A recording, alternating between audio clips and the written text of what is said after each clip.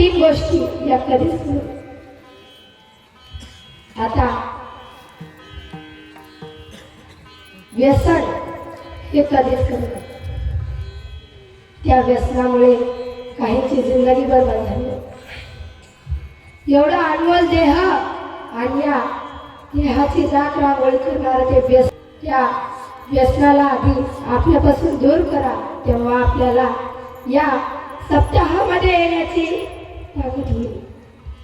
आणि दुसरं म्हणजे आपल्या आई वडिलांची सेवा. अरे पुंडलिकाने एवढे पाप केले, जेव्हा त्यांना पापाचा घडा भरला आणि त्यांनी आपल्या आई वडिलांची सेवा केली, तेव्हा त्यांच्यासाठी संत भेटले नाही तर देव स्वतः येऊन त्यांच्यासाठी थांबला. एवढं आपल्या आई वडिलांचं सामर्थ्य आहे. म्हणून त्यांची सेवा करा. आणि तिसरं म्हणजे आता आपल्या सगळ्यांना वाटतं गाथा वाचावा. आता महिला मंडळ काही आहेत, पुरुष मंडळी आहेत. आपल्याला वाटतं सप्ताहामध्ये ज्ञानेश्वरी वाचावी, गाथा वाचावा, परंतु तो गाथा वाचण्यासाठी, तो गाथा माथात घेण्यासाठी आपल्याला शिक्षण पाहिजे. म्हणून शिक्षणाकडे दुर्लक्ष करू नका. आणि जेव्हा जेव्हा त्या शाळेमध्ये जाण्याची वेळ पडेल तर शाळेमध्ये जा. हा इथं सांगण्याचा उपाय नाही, परंतु जे वडील आहेत ते शाळेमध्ये जात नाही का, तर आपल्या मुलांना फुकट भेटतंय त्याच्यावरती. परंतु ज्याला पैसे टाकून जेवढी किंमत वाटते तेवढी फुकट वाटली त्याला किंमत वाटत नाही.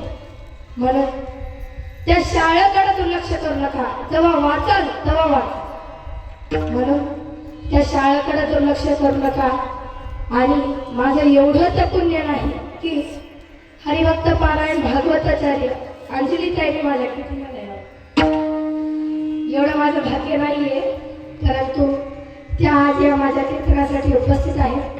त्यांच्या चरणी नतमस्तक होते.